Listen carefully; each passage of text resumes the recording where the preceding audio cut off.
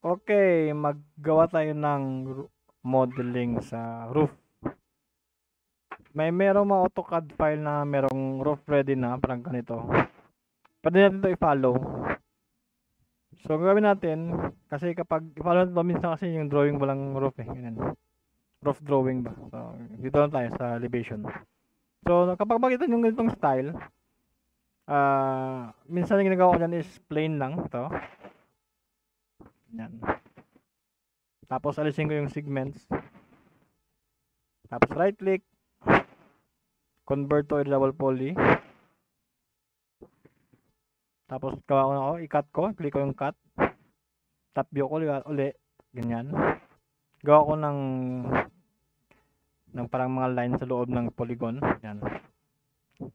Kapag may makita yung parang lumiit na cross, meaning nasa dulo ka niyan, nasa vertex ka, yan, click. Dito malaki, so nasa face ka ng polygon.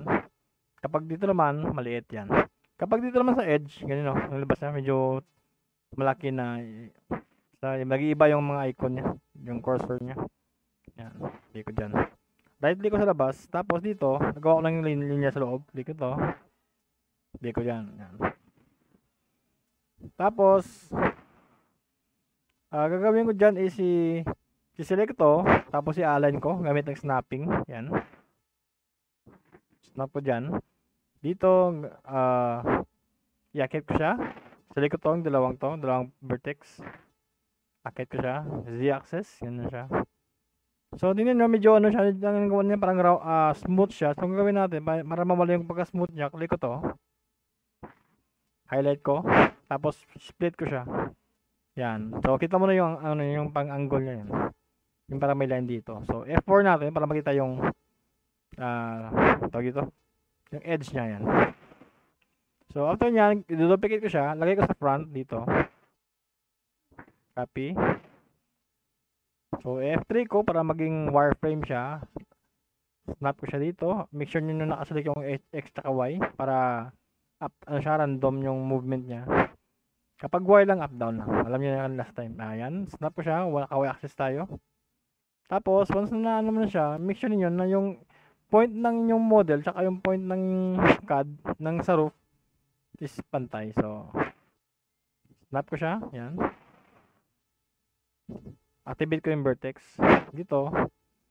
Y axis ko. Lagay ko dito. Yan. Lagay ko dyan. Ganun dito. So, di ba, okay, nagawa mo na siya, no? So, ang gawin natin next, meron tayong elevation. Ikutin natin siya. Ganyan. So, make sure nyo naka-activate to. Angle snap. Yan. Yan. 90 degrees. Tapos, lagay natin siya dito. Snap ko siya ulit. Yan. Dito, snap ko lang siya. Ito naman, yung sa likod niya, pantay ko lang muna, temporary. Kasi i-adjust natin niya mamaya. Yan. So, once na okay na yan, ganito, inyan ko, ikutin ko ulit, at ilagay din sa, balik ko siya dito. Wag yung, dito na natin i-set yung ano niya, yung location talaga, yung tamang location niya. So, ito, duplicate natin. Tapos, nalagay na dito. And then, ibaba hanggang sa pinakababa. Yan. Yan. Yan. So, after nyan, ikutin natin uli.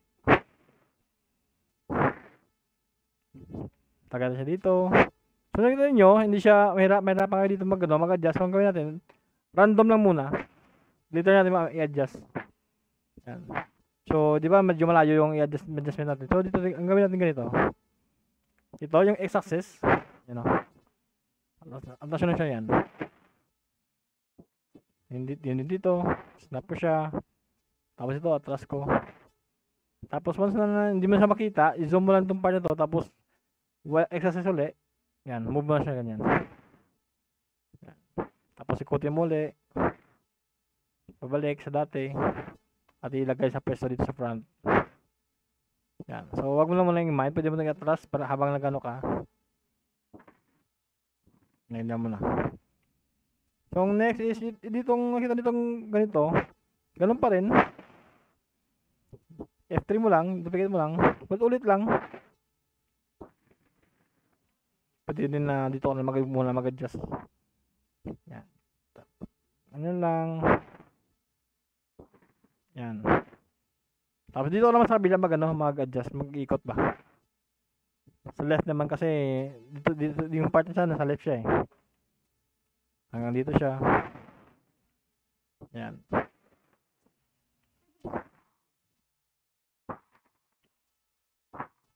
Yan siya. So, ganyan is center ko yung pivot niya. Tapos ibalik sa lugar niya.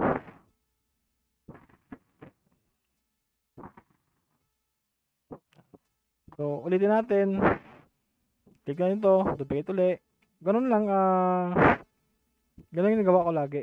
Kapag puro pyramid na style na roof ba. Yan. Ito, dito yon. Ganyan. Yan. Tapos, yung gagawin ko dyan, ikutin naman siya pa kanan. Tapos, snap dito i-move ko sa gilid para tama yung lagay ko. Yan.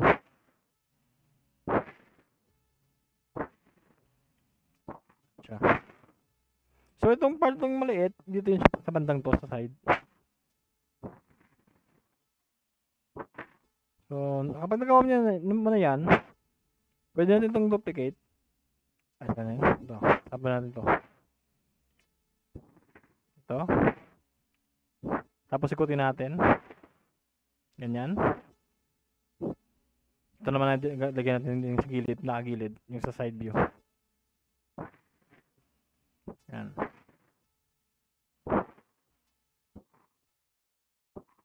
Tapos dagdagan ganun yan. Yan. So, meron pang isa. So, anong pang isa? Tatlo to? 1, 2, 3. At dalawa lang dito. Sige. So, try natin lakihan to. Gawa natin. Tatlo daw eh. Ganyan. Tapos ibaba natin to.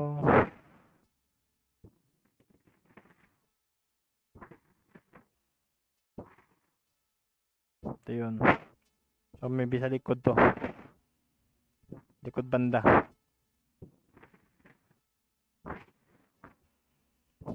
I think dito. Tingnan natin. Malaman natin yan kung mamaya kung paano to. Yung part na yan. Parang wala naman kasi dito sa kabila eh. Sa ano. Itong sobra siguro to. Ito. Sige lang. So, after nyan, dali natin siya, itong buong bahay nyo to, dali natin sa left view. Set natin dito. Wireframe, drag natin. Ito din. Yan. Ang doble. Doble pala. Yan. Yan. Tapos dito, i-bike natin adjust natin dito. Yan.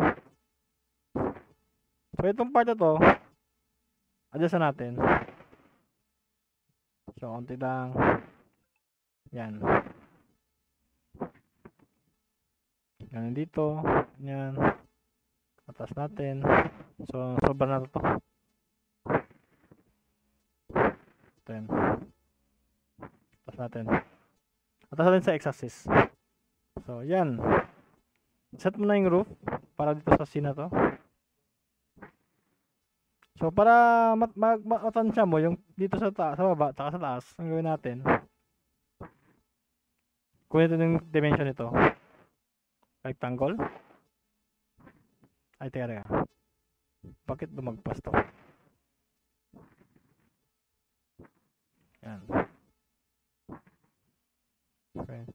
Kunin ito yung dimension dito. Ito, tsaka yung dito sa wall niya. Teka, saan yung wall dito? Ito ata. Para safe dito na sa gilid.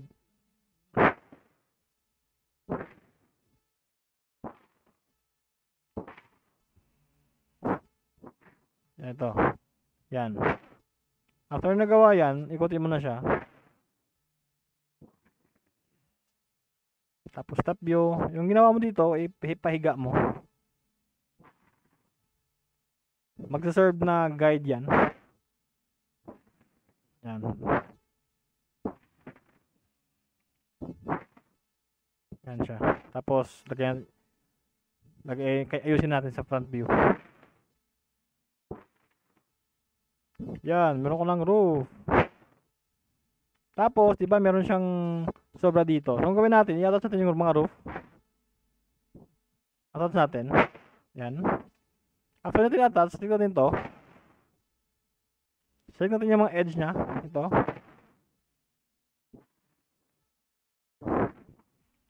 Yan.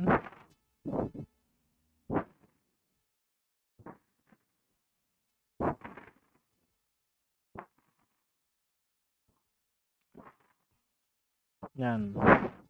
Ito pa. After nyan, i-shift natin drag pababa. At pantay dito yun. Yan. Yan siya. Okay na. Meron ka ng roof. Okay. Thank you sa panood. Bye.